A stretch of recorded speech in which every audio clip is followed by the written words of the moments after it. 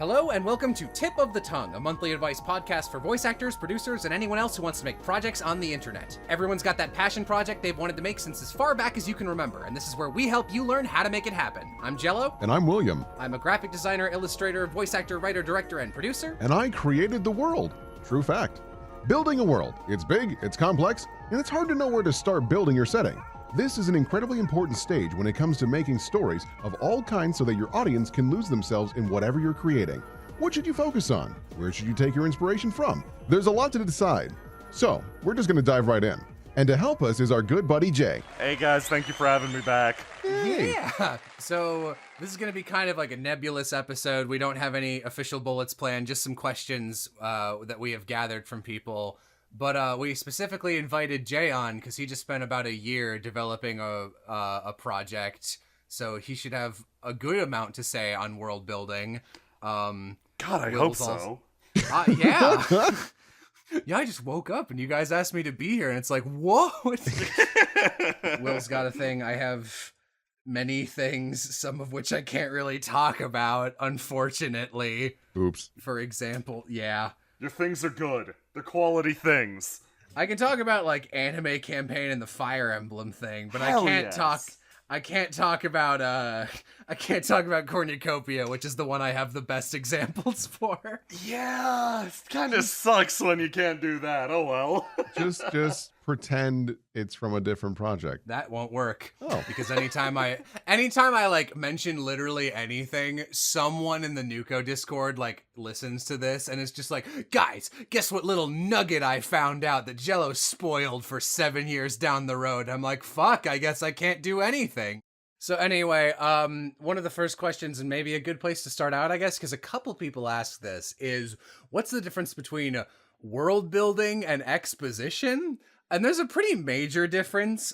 World building is really anything you do either like before your series is done, like when you're like started or released, when you're just developing it on your own and doing world building for your own sake to figure things out, and also like any little thing you put in that gives more information about your setting or characters or how the world works. Whereas exposition is more like a pointed, this is how worlds work. Like My Hero Academia starts off with an opening that's just like, one day quirks existed and here's how that changed things. And I should say there's nothing wrong with exposition. Yeah. Inherently. You can do too much of it. But tale. like, yeah, don't feel free to elaborate on that example because it's a good what not to do. Yeah, Fairy Tail has this really bad habit. Like, Fairy Tail has a pretty neat world. I do like it. The problem is there's a lot of times where a narrator will just pop up out of nowhere and explain the thing that the characters are doing. Take, for example, there's one scene where they're in a vehicle and you haven't really seen a car before. So you're like, oh, okay, so there's automobiles, but that's kind of weird. I don't see them too often. And you see that there's this wristband on one of the characters, Urza, who's driving it. And you're like, okay, so maybe I can infer that magic plays a part and it like uses the person's energy or something. Okay, that's kind of neat. And then narrator shows up, this is the magic mobile, and like he goes on for a good 30 seconds explaining everything that could have just been inferred based on what you're looking at, or what could have just been basic dialogue between characters. Like it could have been really easy for Natsu to be like, man, I've never seen one of these things before. What the heck is this? Oh, well, it's whatever, but understand. It's the magic mobile. The worst one that I didn't see any of these. That was bad too. The radio room. It's just like, just anything that's just like cuts to them in like a radio recording area. So anyone could just be like, oh, okay, they have radios in this universe. But it's just like, in the radio room, this is what happened. We got it. I figured it out. The best part about that though is like, the way that scene opens is it's looking at a sign that literally says radio room. And then the narrator has to like pop in and explain this. I'm like, oh, thank God I couldn't read that. That was, But like in any like Studio Ghibli movie, for example, like Hayao Miyazaki has an airplane fetish. but he never just draws like an airplane. It's always like a weird kind of biological looking thing with like wiggly wings. And you'll be in this kind of like vaguely fantasy Europe place, like Howl's Moving Castle, and then it'll just be like a giant wiggly airship that's clearly not an airplane. No one ever like turns to it and is like, ah yes, what a fine day for our schmoogle flanks that fly through the air using this ability. It's just like, I see it. I figure that's an air transport. That's a big thing with exposition versus world building, actually, is if your characters have lived in a world where they are super familiar with something, like the radio room or a magic mobile, they would never point it out. Yeah. Unless there's literally an alien who's like, what is this? Or like a dimension hopper who's like, so what's this thing? Oh, that's a car, dude. Here, let me tell you about how cars work. Yeah. It's fair that you wouldn't understand that. Yeah. But if you're just like, boy, I sure am glad that my magic ability finally worked out. Yeah, we get those when we're 18, right? Yup. My dad was the most powerful magic person. Oh, was he Magic Magoo? That's right. Like, it's like, oh my. You know how humans talk. Yeah. Yeah. That's why settings will frequently are like, it's why amnesia is a common trope, because it gives you a reason to exposit at somebody. Just basically talk to them as if they were the audience and get everybody on the same page. Yeah. Doesn't mean that's a natural thing to do. And like, none of these things are inherently bad in like moderation. That's like exposition. And sometimes really the fastest way and the most efficient way to get information to a person who's watching your thing or reading it is seriously just for a narrator to be like, hey, by the way, this is how this works. Like manga does that all the time, where it's just like, you're seeing shit, and then there'll just be like a little text box with an arrow pointing to some device, and like that's fine, because if that enhances their understanding and it's necessary, then you should figure that out. Golden Kamui real good. Golden Kamui has weird world building because it's basically like Japanese like 1800s League of Extraordinary Gentlemen in terms of where it pulls its stuff from. Go read Golden Kamui or watch it. I think reading it's the better option though. It's really good. It breaks down a lot of it. Like it does what Jello was saying. It has a lot of just like good info in the text boxes that aren't directly explained by the characters that are really helpful. Here's a good example of how to do exposition from both Golden Kamui and another anime called Made in Abyss, which are both great at world building. Where if you are going to have one character who's like kind of the outsider who needs the explanation, even if they're like a normal person. So in Golden Kamui, it's Sugimoto, who's like a soldier guy, and most of it takes place in the wilderness. And there's another character named Asirpa who's like a huntress. Yeah. And so she knows all this shit about staying alive in the wilderness. And she knows all the plants, she knows foraging, she knows traps, she knows how the animals taste. So a lot of the downtime stuff is just like, we're gonna like, in terms of plot, it's just like, we're gonna go hunt for some things because we need money and we need to sell them, or we need to not be dead and we need food. Yeah. They'll go into the woods and just like hunt some shit for a while. And it's like weirdly, it's genuinely interesting, even though it is just real stuff on Earth. It's like, here's a thing you can do with this plant if you cut it up, and here's an illustration. Here's what it smells like. It's just like, this is just neat. I just like learning about this. Made in Abyss does a similar thing, though in a way more fantastical setting and a darker set. Wet man, darker than Golden Kamu. It's pretty significantly darker than Golden Kamu too. Golden Kamui's got a good sense of humor to it that dulls the pain. Made in Abyss just wants to punch you in the gut, but it's really good. But it's just like, here we are on this level of the Abyss. Here's a really cool monster. Here's like a factoid about the monster. Maybe we fight it, maybe we don't. It's a monster. We don't need to fight everything we see. If you take that monster, you can squeeze it into juice. Or, that monster is super poisonous, and if you touch it, your arm explodes, and then the explosion bits, you inhale them, and you explode again, because that's what Made in Abyss is about. Yeah. But it's just like, this is fucking fascinating. And then the other thing is, this is something you'll get a handle on the more you know about your world. You'll figure out how to not give the reader too much information. That's another question we got a lot, is just like, how do you avoid giving too much exposition, or like someone asked specifically, when is there too much world building? For the person who's making it, the answer's never. You can literally never know too much about your own world. So like the more you think about it, the better, because that gives you more tools to break out and more like, I know how this works in this situation, and I know why this character would do this, and ooh, I can connect these two things. But like, you should give the audience whatever they need so they can get the most out of a scene. And sometimes that's not very much. You know what else has weirdly good world building is One Piece? Yeah. Where One Piece has a weird one in that I think the world itself is pretty cool, like as a whole. Yeah. But really it's basically a bunch of different levels that you go to and like tiny mini worlds on each island because the Grand Line is insane. But like, I think actually my favorite part of One Piece is every time they get to a new arc and it's like, here's like what this island's about. Here's how the culture works. And it's like real quick. It's like just a couple chapters, but it's like, all right, we're going to be here for a couple hundred chapters. You'll need to know all this. You need to know the settings. And then there's also just like fun shit like the Den Den Mushi snails. Yeah. I love those. That's like they're wonderful. The snail phones in One Piece that when you talk into one snail, another snail hears it, and the snails take on your appearance when they talk to the other people. That's like sincerely one of my favorite gadgets in anything. Oh, it's charming. And that's like, that's one of the things. You can have this outrageous, like, concept in your world, and so long as everybody treats it like normal and nobody turns to the camera and goes, these snails are actually, like, no, just, it's fine. That is how you ruin it. Yeah, like, the big difference between world building and exposition is world building is about creating a consistent fictional world, and that's it. Like, you want to add reality to the world that people are experiencing. Exposition is any form of explanation, where you're just, you want to tell people about a thing.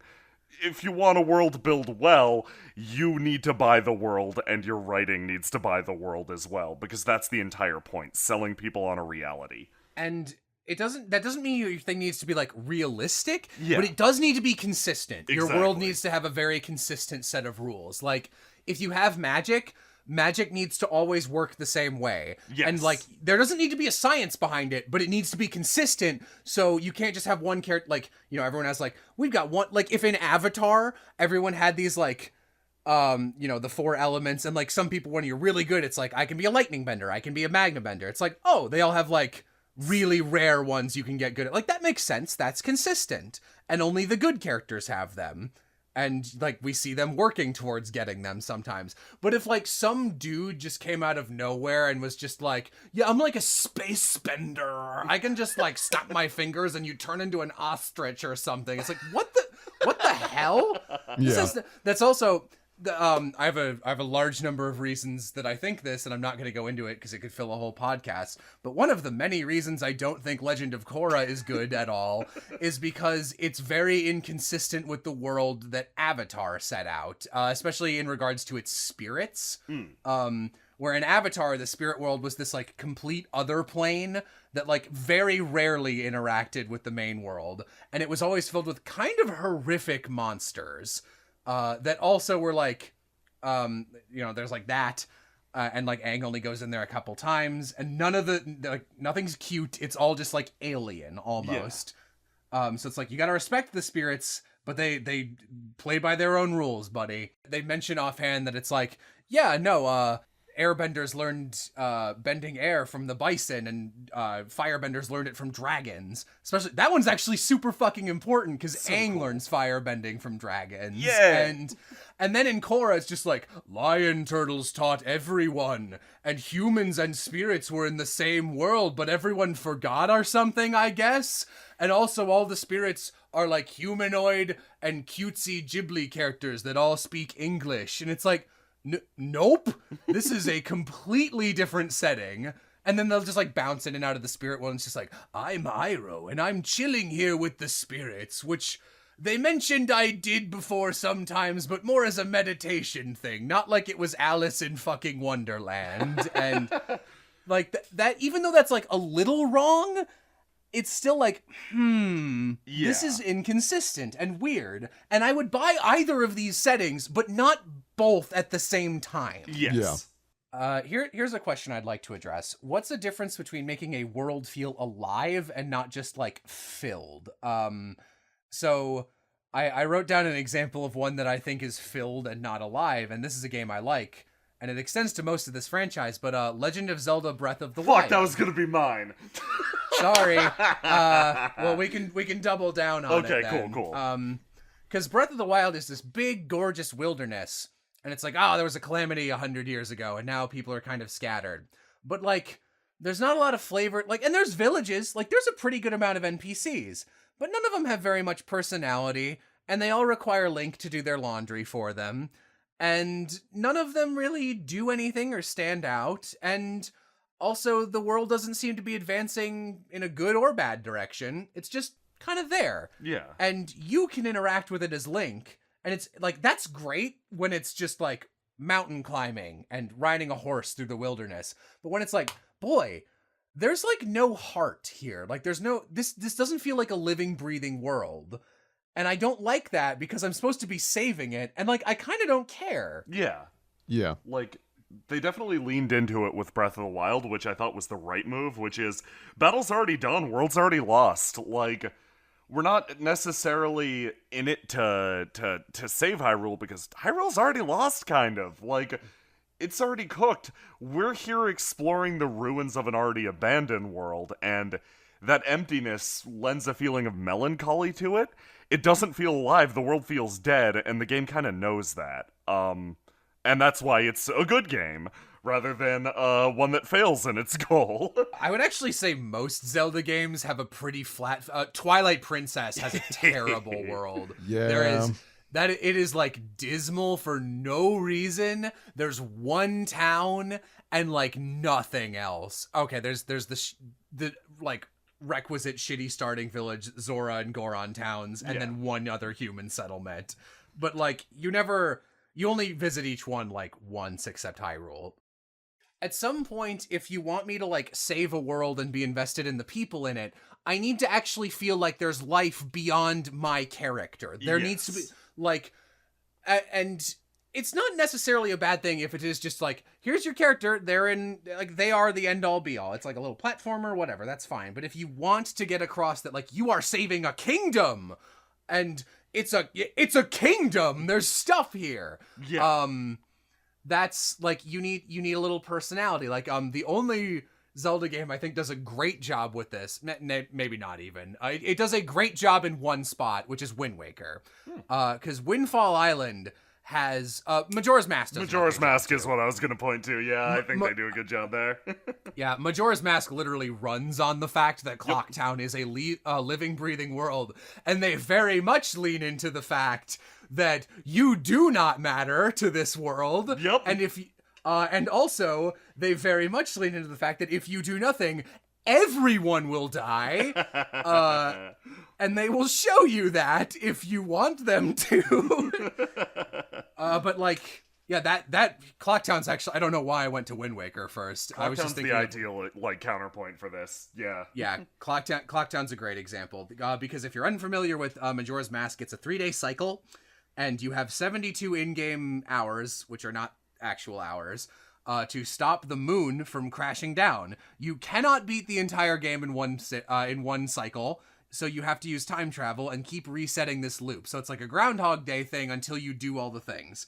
And you can just do the main game if you're stupid, or you can go around Clocktown and do all the quests, which is really the main game of Majora's Mask, let's be honest. Yeah. And you're given a notebook of like, here's everyone in town, here's when they have quests, we won't tell you what they are. If you want to interact with them, you can figure them out. So there's just this living, breathing town where people move around based on what time of day it is. They all have their own cycles, they all have their own life, they all do different shit. And it feels alive. Yeah. And also there's consequences if you do or do not help people. And also people have, people can interact with each other. And, like, you don't have to be a protagonist to change things. And that's really important. Yeah. Basically, your world needs to be continuously moving even when your characters are not doing anything. Like, shit needs to be happening in the background. Like, you need to make sure that if the party leaves the town, that the town doesn't just stop until they come back. Like, things are still going on there. Things will change. This is especially fun to play with if you're doing a tabletop game that you're running. It's it's important to, and like, it's important to remember that the world exists not just at the convenience of the players. They're the most important people there, but it's a place that should work without them.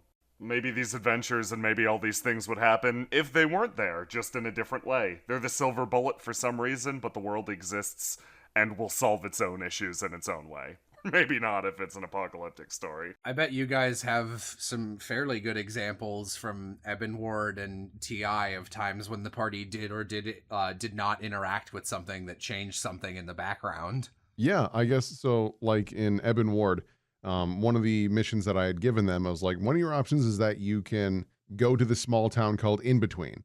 And in Between, they're dealing with a werewolf problem. Well, the party chose not to go there.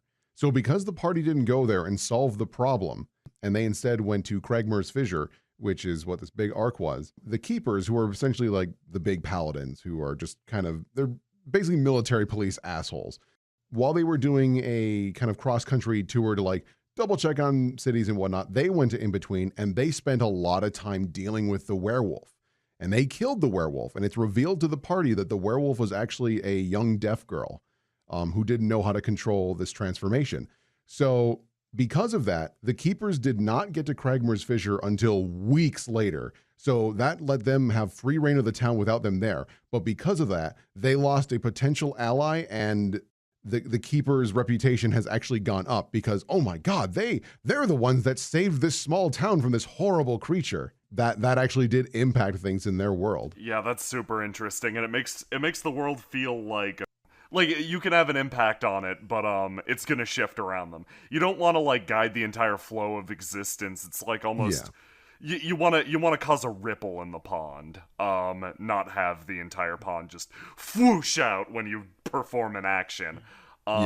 TI similarly a mess in terms of like a bunch of stuff going on behind the like, that sounds, actually, for Eben Ward, that sounds, like, intentional and awesome and really good. For me, it's generally players missing things, and not noticing something I had set up, and I'm like, okay, now, because I want this setting to be real, I'm going to have this character act in the background, I'm going to have this plot point continue on without them, and, like, the world state is actually going to advance. The fun thing is, and this is one of the big reasons why I'm not big on, like, neatly tying up every plot point, and One Piece does this very well. Most villains are just kinda existing in the background. Oda uses the opening page spreads to, like, show you what the rest of the world is up to, and my favorite thing to do, especially in a tabletop game, fictional setting, take your pick, is have a reminder that they're still out there and they're doing their own thing. And, like, sometimes those adventures are just as spicy as the main party or the focal heroes, and they're interesting because they're happening in the background.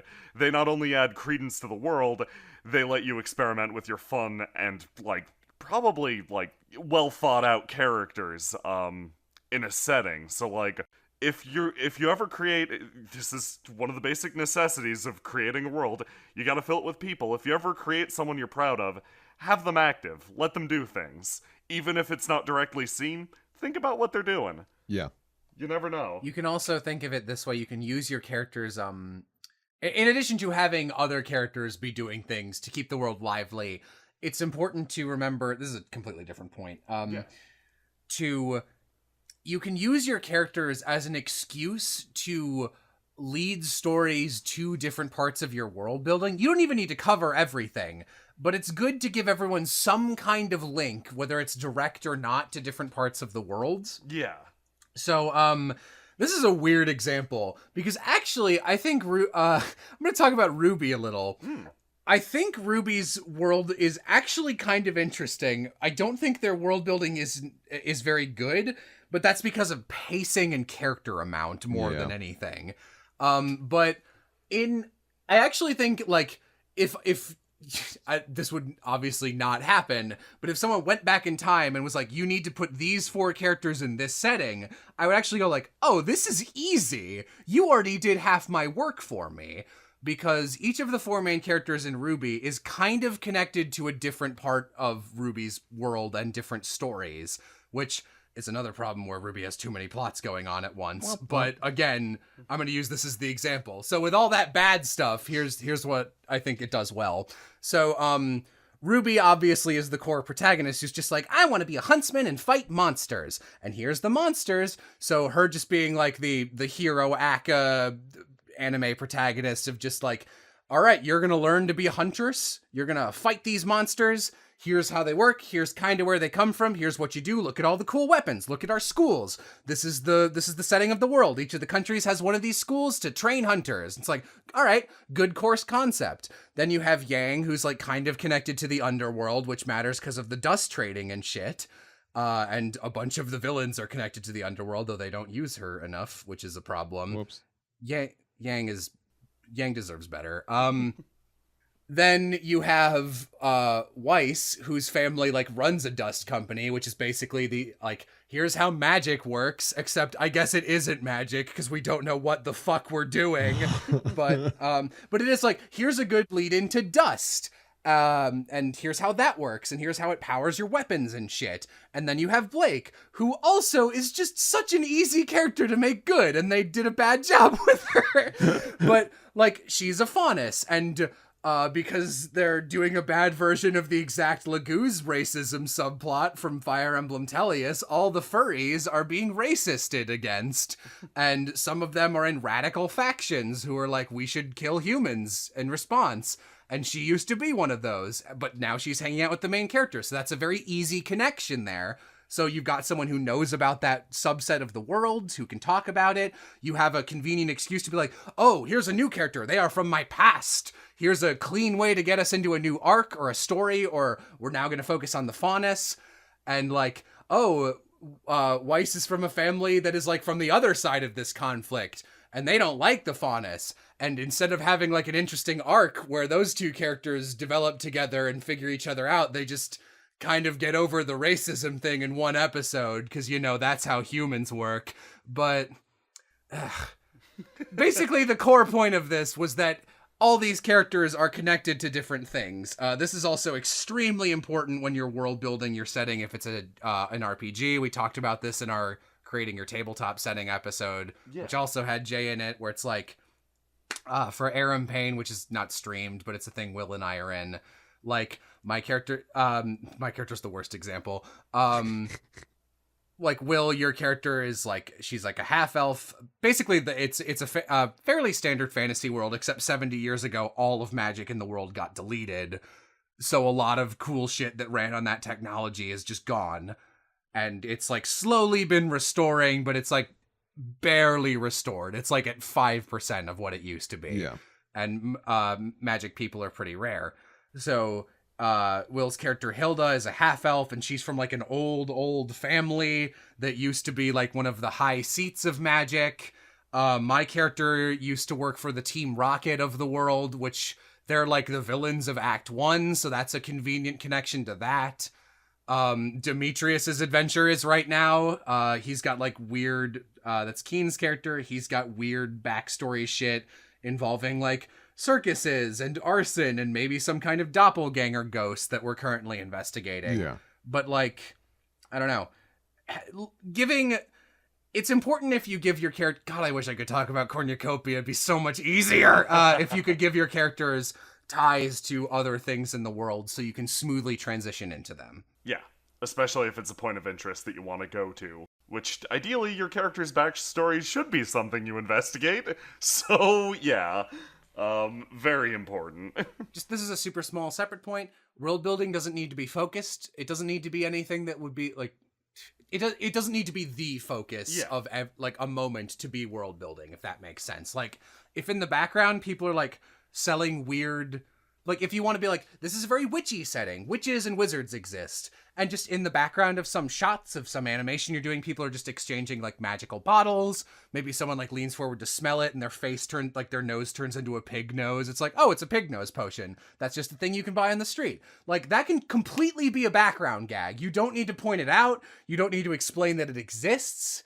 It's just like, oh, I got it. Your audience is smarter than you imagine. And if they're dumb, then you taking the time to be like, this is how this works, will not fix them being dumb. Yeah. I mean, you're right. Not wrong. So a lot of people were like, where do you get your ideas? And what do you like, how do you figure out what to put in there? You should make a world that you like. Yes. Like, put all the shit you like into your worlds. So like I've actually, Nuko's a very old project, so I've actually the last 2 years kind of been mentally revamping different areas and different countries going, I really want to have one of these in my setting. How could I do that? Oh, that's a perfect spot for it. I'll just change the aesthetics a little and we're good. Where it's just like, ooh, you know what's a vibe I really like? That kind of look where it's like sunset along a beachfront and it's like the sky is like bright pink and purple and weird looking, and then in the foreground you've got all these like black palm trees and then like the neon of like hotel signs and bars. I love that vibe. Like, let's do a setting with that in it. Let's add this. Let's add this. You should do what you like. Yes. And then figure out ways to like keep them all in the same world. You know who we should have invited on for this episode is Civ. Yeah. Civ would be able to talk a lot about some Devil's Dust stuff, though again, I don't know if she'd be willing to. Damn it! You can't, like, none of us have finished long-running projects. Sucks. I want to talk about my thing so bad, and here I am chewing on my fucking hand. Yeah, I know, we're a real bad crowd for you to tell things about Windrose too. Yep, big time. Oh man, I can talk about it, but like, oh, it hurts. I mean, there's also TI stuff. It's true. Like things that we've seen. For example, one thing that's kind of neat, and it's never like outright said, but it's something that you notice as you go through the series. It's like, oh, there are no elves or dwarves or orcs, right? It's all humans, it seems like, but there's an odd connection with spirits. Huh. This was, TI is very much, I didn't know what I was getting into 100% when I started up the project, so I turned to my players for most of my guidance, because, it ultimately came down to, hey, am I doing good? Like, what do you like? What do you not like? A lot of the, like, the races in TI and the Free Isles themselves are informed by Jackson and Faye, actually.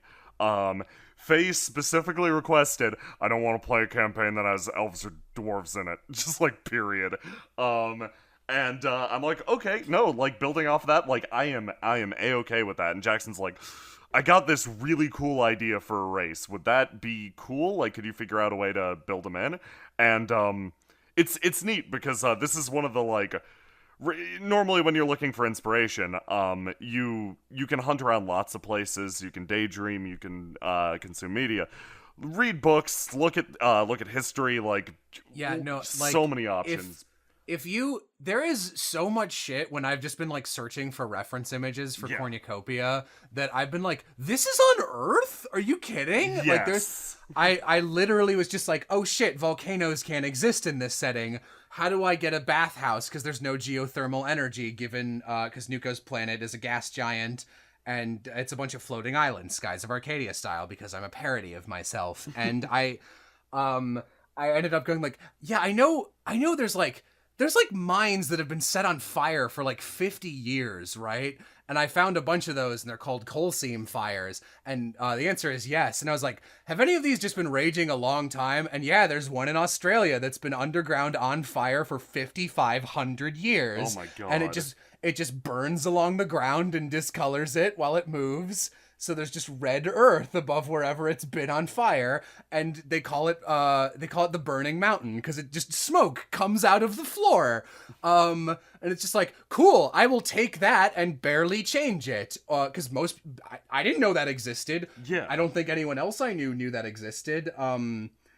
Look at history. History is so fucking interesting. Oh god, Look at world history. Look up shit about countries you've never heard of before. Like, don't, you were probably taught stuff like if you were raised in like England or America or Germany, you probably know that country. Look at other ones, look at international relations. The more you learn about history and how politics and people and like anthropology, really good thing to study. The more you know about how people bump heads against each other and how fallout usually happens after certain events. the better you'll be able to go, well, obviously this would happen after these two groups clash in my story, etc. Yeah, absolutely. And like another place to look for inspiration is like with TI. If you there's all these external places that you can definitely find stuff to put into your setting to inspire you. If you're making this with someone, if you're working in a group, if you're collaborating in any regard, finding things that inspire your collaborators too, and trying to see what might fire them up, what they see in the world, and then finding your own take on it is a really easy source of inspiration, because if you're working with someone and you like them, you probably understand their thought process, you appreciate their company, and their own enthusiasm will become infectious to you, and you'll get inspiration that you wouldn't get otherwise. You will have such an easier time developing anything, but especially world building is the best thing to have a friend you dump your ideas to. Oh god, yeah. It's just, it helps immeasurably. Yeah, once again, shout out to Civ for helping so much with Windrose. It has been infinitely better than developing in a void, and she's the best. Try and, like, if you're developing on your own and you don't have like a Discord group of friends or writer buddies or anything, try and find somewhere where you can like pitch your ideas to people. Yeah. Because it's extremely important to get another pair of eyes on your thing. Though I would also say have a base before you start doing that. And it doesn't need to be much of a base, but like have a concept. Yeah. Don't just walk up and be like, here is one aspect, and then the person's like, that's cool. What about other things? Oh, I don't know. You should no, that's it. Yeah, you should have like something to work off of. Yeah. Yep, absolutely. Or you could be like, hey, please help me out with the rest. Yeah. Like, let's jam about the rest. Yeah. Oh, since this is tangentially related, someone asked, how can you tell when your reference to a real-world culture becomes cultural appropriation? I know there isn't a line, but how do you make a reference to a culture without it just being stereotypes of that culture? So, cultural appropriation at any level is cultural appropriation. It is not inherently negative, despite what you have probably osmosized through internet. There is nothing necessarily wrong about taking inspiration from any real human culture, because all human cultures are super neat. Really, the best thing I could say is get very educated about whatever you're interested in. So, like, say you like a certain, like, maybe you want to have, like, okay, here's an example I'll take. I cannot remember their name, and I feel fucking terrible about that. There is a group of people who live in the Sahara Desert, and the men of their tribe, I don't know if it's a tribe, the men of their culture wear these kick-ass indigo veil things, and they're like trans-Saharan camel-backed desert traders, and they have been that way for hundreds of years, and their culture is super cool. But like, if you wanted to do something similar to that, maybe like take heavy inspiration from that culture, because it's neat. It just is cool. I would say learn as much as you can about it. Less so it's like, well, I want, like, I mean, obviously you want to be respectful too, but more so you don't want to fuck up the meanings behind their culture. Like, the worst thing you can do with cultural appropriation is the most stereotypical example, no pun intended, is taking like Native American headdress or whatever. That's a specific thing that's worn by very specific people for specific reasons. So it's weird when you just put it on your child as a Halloween costume. Yeah. Right. But like, if you read into it and were like, this is a really cool idea. Some cultures use like feathers. Some cultures use cowrie shells. Some cultures paint themselves in like gold leaf. There's millions of things. Look into anywhere you haven't learned about. Human history is so fascinating, and you only get a little bit of it, and that's a goddamn shit. Like, I'm so pissed off that for my entire education until college, I literally only learned about American and European history, because that's the least interesting history, especially American. Or at least colonialist American. Yes, yeah. No, the colonial aspect kind of blows. The big thing is, if you're asking this question, you're probably not one of the people that needs to worry about this, to be honest. It's mostly people who are blindly just grabbing stuff like, oh, that's neat, take. If you're thinking about it, you're most likely on the right track. Use your head is like the core part of it. Like Jello said, if you're taking inspiration from a culture, it is cultural appropriation. Take a look at who you're borrowing from. Like, take like Call of Cthulhu, for example. A lot of shit happens in like, here's this small town in like Iowa. Nobody gives a shit about the fact that you were taking this small Iowa town and like using it as a setting for your thing. Nobody cares. You shouldn't care. But like, maybe like Jello said, if you're taking a culture from a far-flung place of the world from you know nothing about, and only adapting certain aspects with zero respect, you should think about it a bit more. Yeah. Like, Nuko has a lot of different cultures in it. One of the, like, a specific one that I'm trying to take a bunch of inspiration from is, don't know their name offhand. There's actually a couple groups that do this, but in the Indian Ocean and around Southeast Asia, there's a traveling group of people who live on the water, and they live on these houseboats, and they just go around and are traders, and they're pretty low tech. They do a lot of skin diving to catch fish. It's really neat. I like how their boats look. I like their architecture. So I would want to use that as references and take inspiration from it. But also you want to like not be like, I don't know their name right now because literally them being in the story is 11 years of development away right now. But by that time I will know their name and I will have looked at stuff and also found ways to like put my own twists on it. Like one of the things I want to do is mostly I'm going to be honest, other than I really love this architecture. It's just like, I completely unrelated to that group of people. I saw a picture of this one girl who had like dark skin and green and blue hair. And I was like, I would love to have some excuse where they decorate their hair with algae. I just think that would look really cool. Maybe some of it glows. I just want to have that as a setting. And I can't say more details than that because then it is a spoiler. Right. But like, there's a reason they are in this world the way they are.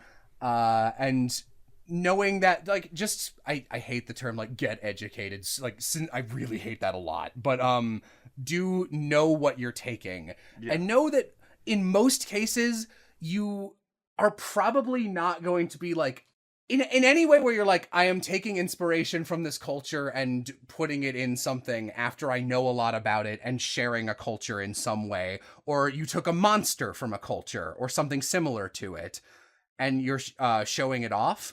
That's usually not bad because, like, especially if it's from a place that most people have never heard of, then, like, if I took like this is a specific monster from like one piece of lore in Zimbabwe 300 years ago. I think the amount of what's this from? Oh, it's a Zimbabwean monster. That's cool. What's it called? I want to look into it. That's a better way to celebrate a culture, in my opinion. I'm not a culture expert. Yeah. Mm. But I think that's a pretty good way to keep things alive and share things with the world. Yeah. That's all I'm saying. Yeah, take a look at what you're like taking inspiration from and find out like it really does depend on like what you're looking at first and foremost. Use your head. I want to do like a thing I think would be a bad example is if you took, say, some like parallel to the transatlantic slave trade and you did some parallel that was more or less exactly just people of African descent in America, and that was the thing, and you had like blackface or some shit. That would be bad, obviously. Also doing any kind of like, what's the worst thing I can come up with? Just like, what if after African people were enslaved and taken to America, here's an alternate reality where they like rose up and took over and enslaved the white people? Like, that's maybe not a good idea for a very large number of reasons. Yeah. Number one being it's not interesting. And that leads into another point, which is this is a completely separate point, but I'm going to use the Netflix original movie Bright as my example. Which is know why things happen in your world and why they matter. And especially if you're doing a different version of Earth or a fantastical place know why things are the way they are culturally. So, like, in America, for example, it's not 100% cool yet everywhere to be any sexuality or any gender. And a lot of that is because of a very large number of things. But one of them, namely, is like the influence of the Catholic Church for hundreds of years in Europe, where the people came from, who then spread that idea as the dominant one. And obviously there's more things leading into that, but like basically that's one thing. Yeah. So if in your complete different fantasy world where there is no Catholic Church or allegory or parallel to them, and you for some reason still have sexuality exactly the same as it is in like 2018 America, why? Yeah. Like you need to think about things like that. Even if you have an answer, that's fine. But like just in Cornucopia, this isn't a spoiler, there never was any stigma against that from any cultural group. You can just be whatever the fuck you want. You can kiss whoever you want. You can marry whoever you want. Oh yeah, there's a separate thing that's also not a spoiler. Another thing, I was just like, oh, the concept of marriage is different everywhere, even though it doesn't really feel like that, since whenever you see it in media, it's always like suit and white gown and like a minister. But in Cornucopia, it's weird to get married, and there's three states of being a couple. There's like dating, something just called together, and then marriage. And together is what most people are. And that's basically like, yeah, no, we've been a couple for like 6 years, and we think we're going to be a couple forever. But like, we're not going to get married in a big ceremony or anything, because like, we're not sure. Stuff changes. Maybe we'll just be a couple for 20 years and then we'll split up, because that's fairly common. And that's fine. That way it'll be just like, okay, bye. And like, seriously though, and it won't be like a big deal, and there's no stigma against it, because I just think that makes sense. And marriage is the thing that very few people do, when it's just like, oh man, I know I want to be with you forever. Let's actually have like a ceremony. So if you have any friend, you might have like one friend who's like married, and it's like, whoa, they got married. Really? They got married? That's insane. Why did they do that? Why did they do that? But stuff like that. And I mentioned Bright earlier, and the reason I wanted to bring that up is, for anyone who doesn't know, Bright is a movie that is bad, starring Will Smith, and it's a buddy cop movie set in a world where elves and orcs and a bunch of fantasy creatures live alongside humans on Earth. And it's basically Earth as we know it, except that there are elves and orcs. And they are used badly as a racism allegory. So the orcs are basically just black people. And, they're all in like do-rags and like, we're on the street. I'm a corporate suit, and I'm writing what I think a black person talks like. And that doesn't work at all. Yeah. Because, again, there are, like, reasons that people aren't born being racist. It's a cultural thing that is taught for an extremely complex variety of historical and political and cultural reasons. And it's different from country to country. It's different from century to century. And it's different everywhere. And like, even if I could buy that, like, yeah, I bet it went literally the exact same way for orcs in this alternate universe. Like, even if that wasn't fishy, they also kind of lazily in the background are like, yeah, there was like a big war, with all the different races, and the orc guy, Orc Luther King, let's call him. He was they did that. I am doing it a slight disservice. I don't remember enough of it, but it should be Orc Malcolm X. Orc Malcolm X was like, he was the evilest of everyone. So now everyone just hates orcs. Wait, what? Wait, what? That doesn't make any sense at all. And also, like, at a different point in the movie, they're like, also, yeah, elves are like the super hoity-toity, have their own city districts with like way better magic, and it's cleaner. That's what they're like the really gentrified people, basically. And then the orcs are just like, and at one point in the movie, it's even like, yeah, no, Orc Malcolm X was actually like a freedom fighter. And that's like kind of public knowledge, but I guess everyone hates us because he existed. And they've hated us for... Man, I sure hope I'm remembering this wrong, but I think that war was thousands of years ago. But like, that doesn't make any sense. And you just did all this shit to do this weird, bad, lazily thought up analogy. You know who else has really bad world building for a racist analogy? Detroit Become Human. Oh my god, that's an amazing example. Go off. Detroit Become Human is one of the worst examples of that. That's so bad. Whenever people are like racist, it's usually because at some point in history, some fucks needed to make one group scapegoats for something, or they needed to dehumanize another race for war reasons or political reasons, and it's always horrible, but these reasons existed, is the thing. Yeah. And in Detroit Become Human, androids exist. They are very human-like robots, and they do everything a human can, except usually better. And everyone hates them because they take their jobs, and that's the one reason. And when you start Detroit Become Human, it has been like, what do you think, Will? Maybe like, when does that game take place? Let's say like 2070, 2050? No, it's 2032.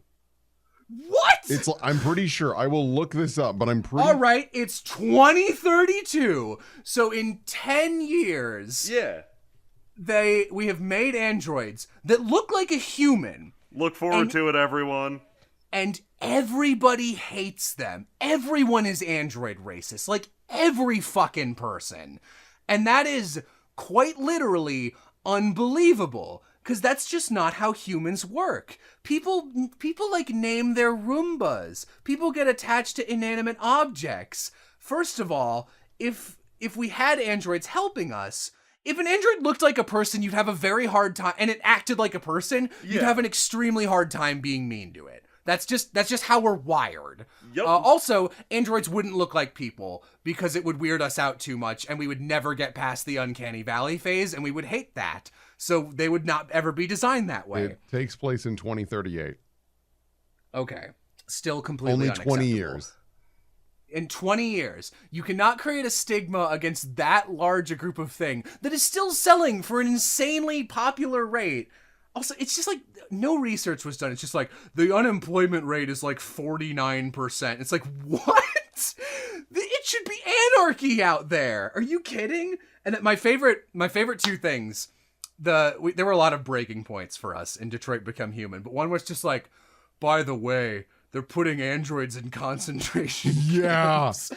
And it's like, did you just pick and choose things you'd heard from history that were like, I am David Cage, racism is bad. Oh, I do not know what humans look like or act like. Beep boop. And it's just like, they made concentration camps in a day? They did that. Okay. You also got to figure that so I'm looking at the Wikipedia page. So the first like robot is released in, it looks like 2021, and they're not fully manufactured, like released to the public until 2024. So they've only been around for 14 years. And yeah, it's unbelievable. And like, people will beat these things in the street and they look human and they bleed like blue blood. I realize it's not, like normal blood, but Jesus Christ, you're hitting someone. They feel pain. Like, and they're basically sentient, and then they just are sentient. So it's unbelievable for a lot of reasons. But my favorite moment is because they wanted to have an Underground Railroad metaphor without doing anything to integrate it into the world at all. They were like, oh, you, like, little girl who is an android secretly. Spoilers, don't play Detroit Become Human. And older girl who's taking care of this. Both of you are androids. You gotta get up. We're in Detroit. You gotta get over to Canada. They don't have any android laws up there. What? Yeah. No, I've been to Detroit. It's 20 minutes away from Canada. What do you mean there's no android laws? And what do you mean android laws? What are those laws? What? There's no... Why is every other country apparently okay with androids, but America just cannot function with these things? it's just, it's like, it's literally the whole thing is just unbelievable. And then you can choose your inspirational words, which are "We have a dream."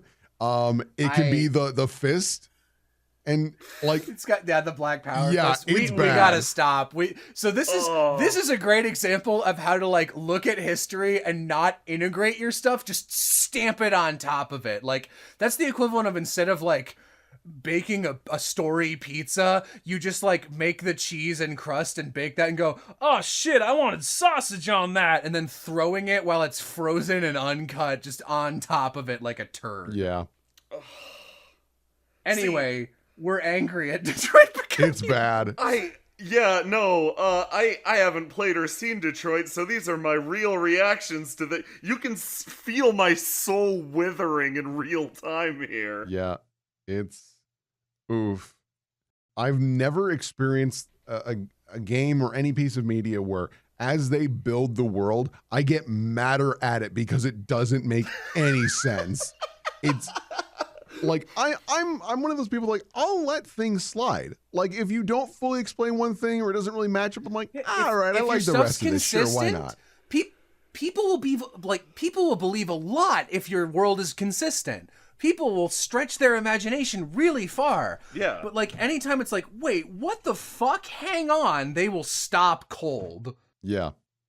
Yeah. Another question we got is, how do you avoid or use stereotypes? Like, say you want to avoid typical elf stereotype. How do you get your readers to let go of how they think elves work? And really, all you have to do is, like, I mean, first of all, if you come up with something cool, and it's just like, that'll be my elves. Like, you don't need elves at all. You can just name them something else. But I know Will Ebenward has a pretty cool use and setting of dark elves. Yeah. I'm pretty sure. So kind of the dealio is I still have like somewhat cliche things for like dwarves and whatnot, just because I was like, they don't need changing. But drow are a really cool race that are always, we live in the dark, we're always poisoning people, we're always the assholes. Like, end of discussion. That's how it is. And I was like, what if they weren't? What if they were actually some of the nicest people you meet? And it's because they all live underground, and they've just kind of gotten to the point of like, we don't have outside influences, so we've just kind of developed manners. So basically the Underdark has become friendly Chicago. Like everyone's kind of got kind of that Chicago accent or Boston accent or whatever you want to use. It's like noir, right? Yeah, it's very noir. Yeah. And the drow love the arts. They're obsessed with music, painting, acting, writing. They love all of it. They're obsessed with creativity. And the Underdark is actually bright. They love having like purple fire everywhere, various just neon lights, and no one is outright mean in the Underdark. Like if you're new in town, like, oh, let me show you around. Have you been over to the Stranger lately? It's a great little bar if you haven't. And they have bat taxis, and because when you, and they also have like centipede taxis that like crawl up the side of the cavern. I love it so much, by the way. This is like a great example of something we mentioned somewhere else in this podcast, where like if you like a setting, like, Will, I get the sense you like noir shit. Oh, I love it. To some degree. Yeah. If you just like something, just be like, yeah, this'll just be noir. Like Nuko has a fuck ton of just like I kind of want to have a cowboy area, so it's not going to be like, suddenly we're all cowboys. I guess this is my cowboy voice. I'm Hiccup. This is my official canonical voice. But like, just like, yep, I'll find a way to get this to have kind of a Western vibe, and this area is more like, oh, this is all about like politics and shit. And, you know, this Underdark, that can be the cool noir place. Like, I did a bunch of that with Anime Campaign, where I was trying to be like, how can I excuse genre? Like, how can I just slide things I want to do into this world just for funsies? Yeah. All you have to do, if you want to, like, not have stereotypical whatever, is just, like, do something new with confidence. People will go along if it's good. Yeah. Like, there's that one Tumblr post that's just like, I want to see a fucking fantasy setting where all the elves talk like they're from New York. And like it's just like, hey, I'm walking here. Like that's just the elves. Like my grandfather lived in that tree for 2 millennia, and you're gonna come over here and talk to me about this. And then it's just like, but everyone else talks like that except the dwarves, and they're all Minnesotans. Yeah, I love that post. If you did that and you nailed, like, everyone would be on board. No one will care. Any way of doing anything stereotypical, like elf, dwarf, fantasy, anything different is always better. Yeah. Yep. There's nothing wrong with looking at something and going, and like I did with the Drow, was looking at it like, I like some of this, but what if we did one thing and then it snowballs from there and it completely changes everything? Like, just find one part that you're like, I don't like this bit. What if I did that instead? Or just do the complete opposite? How would that change this culture, this race? Yeah, Windrose has something similar, which is like, what would happen if technology developed a little too quickly for people to handle it in the entertainment section? So, like, you still have them trying to figure out movies. Like, prop people run onto stage and will loudly declare the special effects rather than I love actually that. happening. That's so cute. Oh man, like one of the characters has a favorite a favorite visual a favorite sound effect guy. She's just like, man, this guy's the best. He comes out, bang, you're dead. You're dead. Just declaring it loudly again and again. They're still figuring it out. That's so fun to me, and it adds so much. Just one of my favorite things you can do in any setting is Nuko does this as well. I love the concept that inventions build on each other. So in one world, like say in Cornucopia, it's extremely mountainous. So and there's no horses. So carts weren't really like a thing, and there's engines now. They're a thing. And there's like just a little bit of electricity, mostly for lighting reasons. But like there's not really any cars, and there's no gunpowder. Gunpowder was never discovered. It's like it's not a thing. So there's still crossbows, but like to modernize them, people like again, this is all in service of I want to do a cowboy shootout chapter, where they basically have like revolver crossbows. And I was like, can you actually do this? And I looked it up, and the answer is fuck yeah, you can. You can absolutely do multi-shot tiny crossbows where you just shoot little wooden spikes. And you've got that. There's also, I saw a crossbow machine gun once. It was pretty interesting. Wow.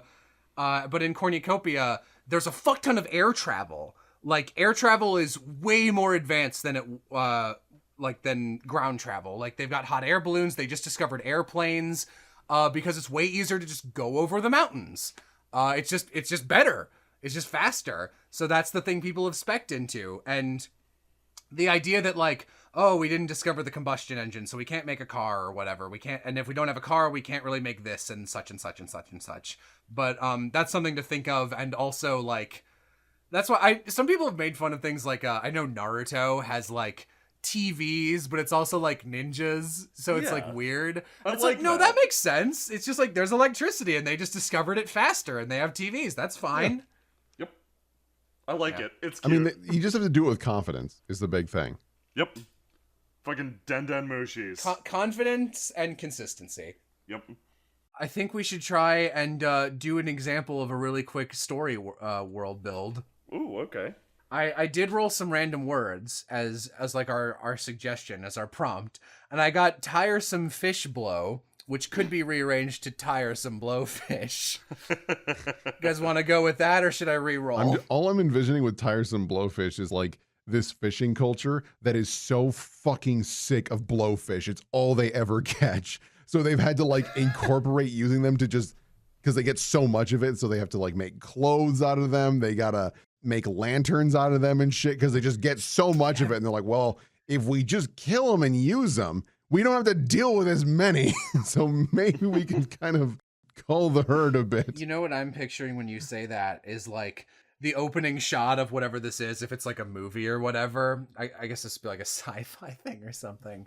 You get like the ocean and you see like just the top of the ocean and the camera pans down slightly and like inches below the water, it's just like packed sardine level with these puffer fish. And like, I'm picturing them like glowing different colors a little bit, kind of like they're like puffer jellyfish in my head, basically. Ooh, I love that. And they're super tightly packed, and a guy like pops out in the middle of them, like on a submarine, wearing like the super protective suit, because like they're poisonous, they're blowfish. And he like takes off the helmets and he's like, all right, fuckers, and he's like got his weird equipment to deal with these things. Ooh, I love that. To add on to it, to add the world's spice, these, like, in a world of tiresome blowfish, to sort of make this world interesting and to make it develop in a really different way, they're seasonal. Like, Ooh, yeah. It becomes hard to navigate via the oceans during 2 seasons out of the year, so trade, intercontinental communication, transport, everything only happens during 2 seasons, and then when the blowfish season happens, the world shuts down and goes isolationist. So they have to stock up for blowfish season, because exactly. They like, and you can barely eat a blowfish. There's not that much meat on it. Exactly. And once the seasons change, like, the entire world could have changed too. Yeah. Like, your former ally at the start of the last blowfish season could be an entirely different country with an entirely different system of government. You never know. They call it the Oh blowover. man, they're just underwater looking. They're just, yep, fuck. Will just beat me hard. I was gonna say they're just underwater looking. I'm just like, I can't wait until this blows over.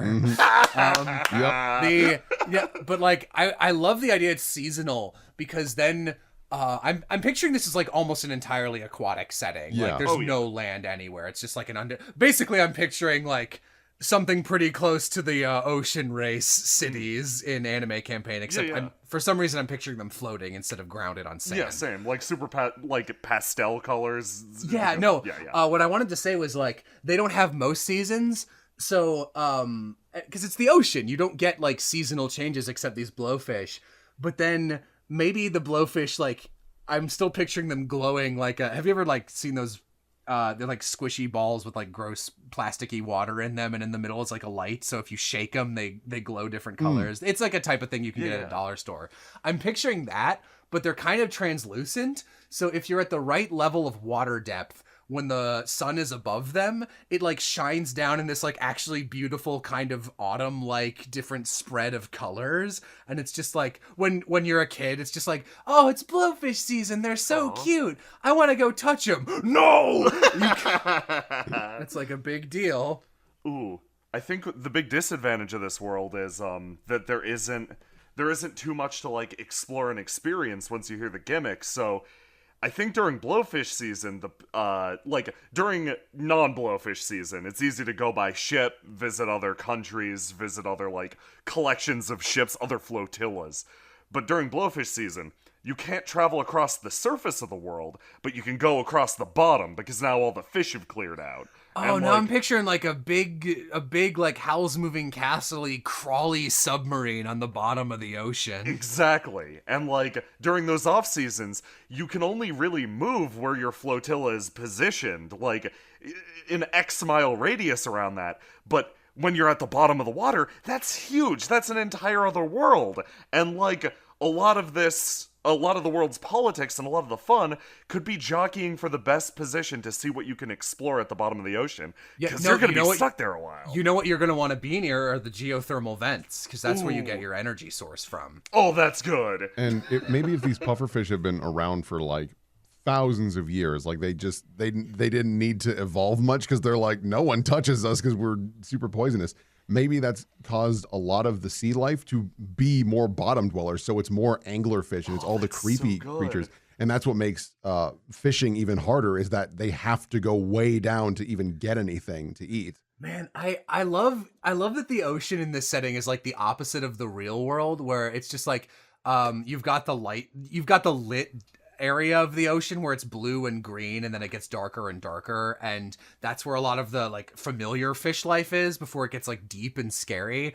But in this setting, there's just like this dead area of this beautiful rainbow light under these things. Oh man.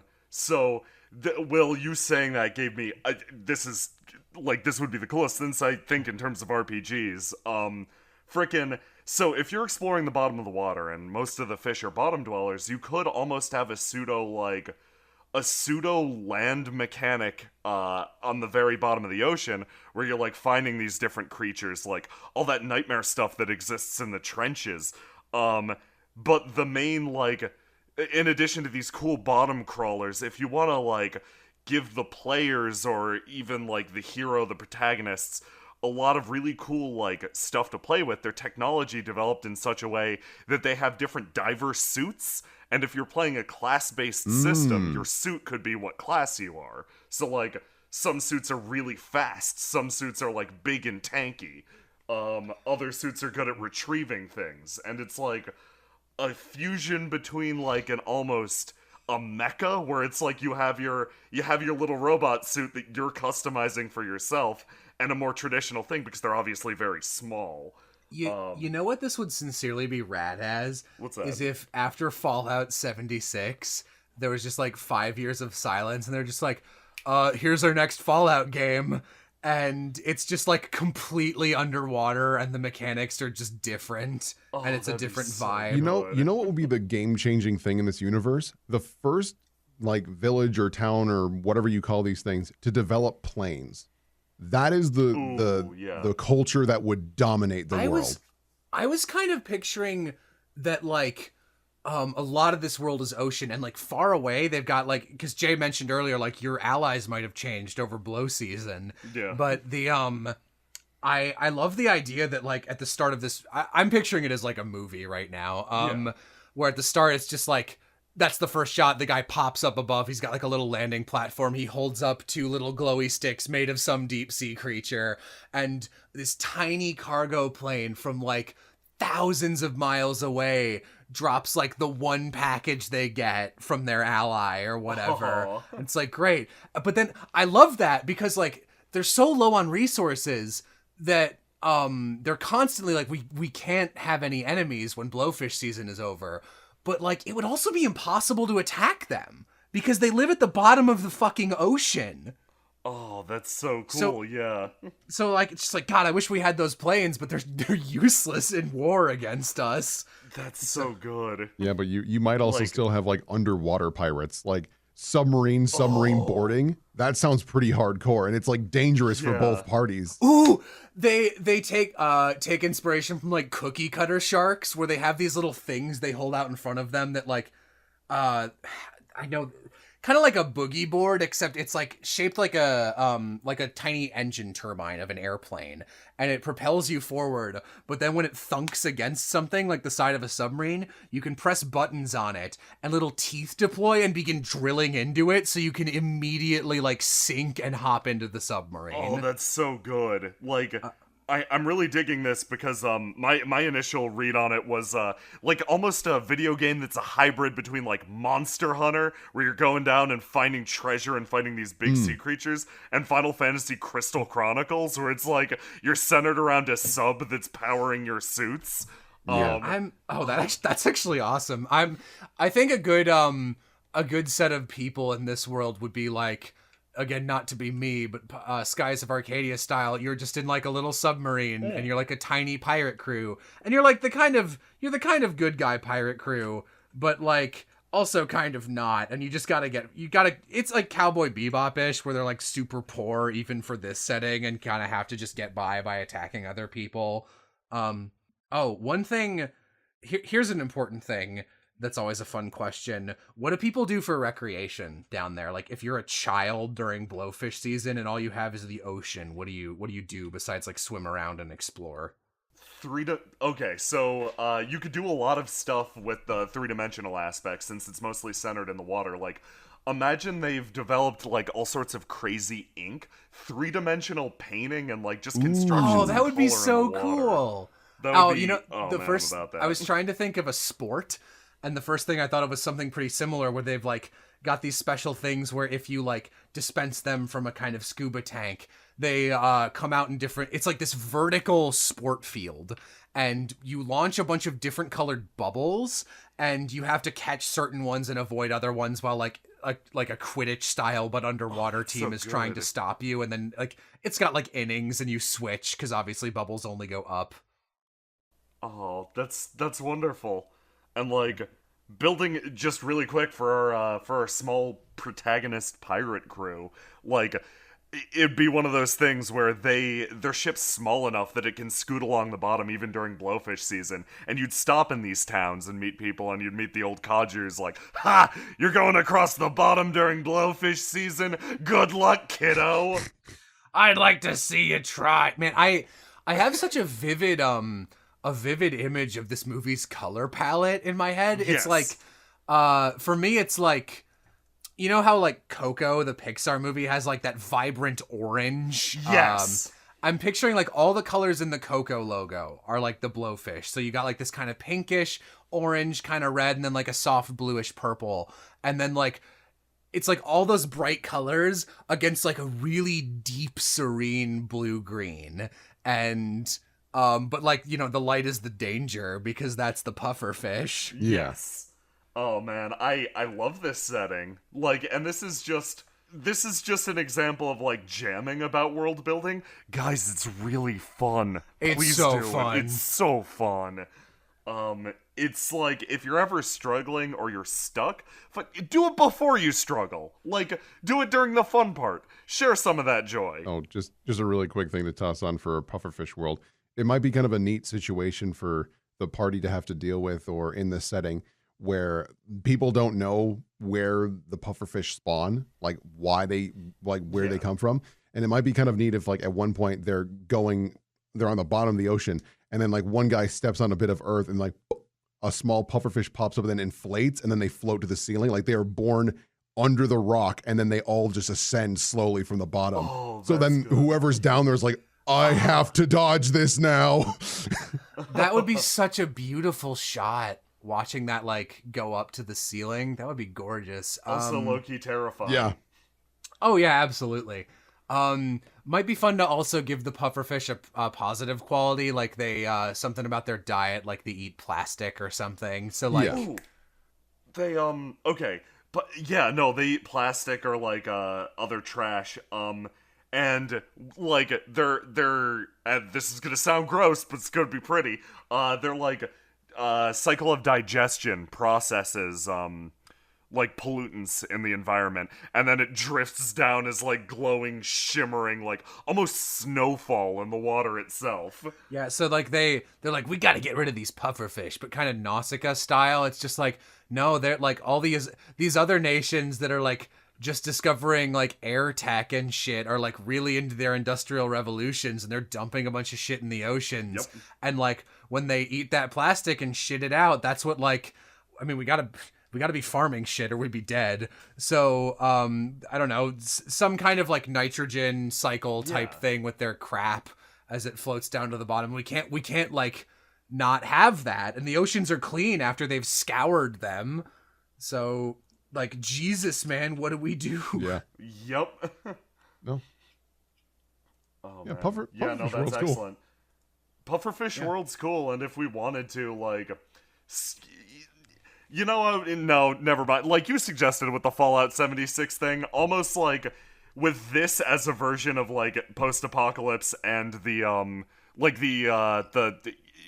nature is taken over and is the world is cleaning itself. This is a post-apocalyptic setting I'd actually be about. Like, Yeah, no, I'd be all over this shit. You know what this is fucking, if you combined Ponyo on a Cliff by the Sea and Nausicaa of the Valley of the Wind. Yeah. So you had the setting and visuals of the former, but basically the exact plot outline. I'm not even picturing it's like post-apocalyptic. It's just like, this is kind of how the world is. Yeah. It's like something that's been happening more often because of some recent industrial boom Right. in like another part of the world. Yeah. The nice thing about that setting is that you can kind of pop that anywhere and just be like, this is a problem in this area. And that's one of those You're right. fun things of like, someone goes to this town or they're on a boat and some other person like sees them on the shore, is like, what the fuck are you doing out there? And like, what? And then there's like pufferfish slowly pop up and hitting the boat. And like it's pretty versatile too. We've got good world consistency, but like I was imagining a game, Jello was imagining a movie.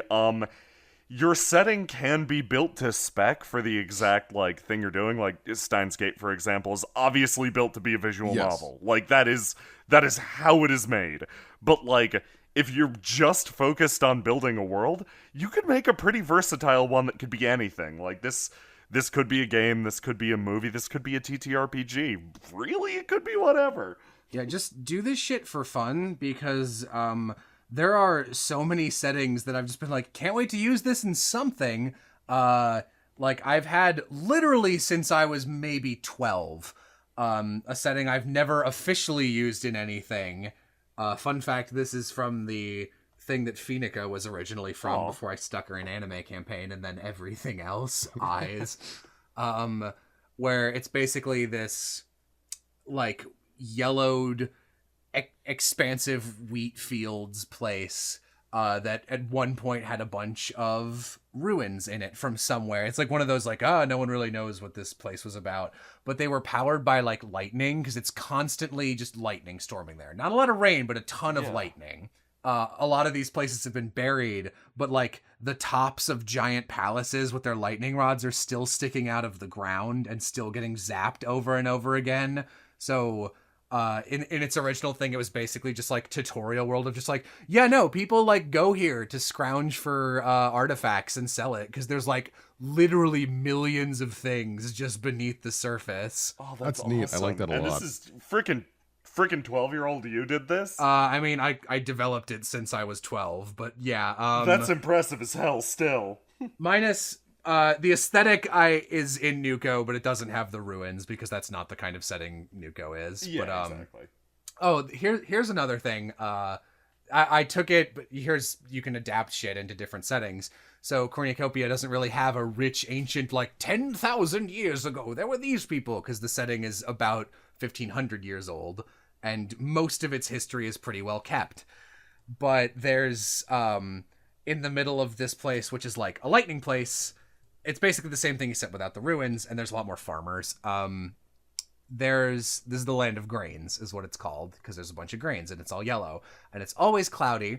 And in Cornucopia, it's basically an upwind. It's even more upwind than Skies of Arcadia, where you've got the gas planet, very small, relatively. The continent of Cornucopia is about the size of Russia, and the planet it's floating on top of is about 3 times the size of Earth. Wow. So it's pretty small in the grand scheme of things.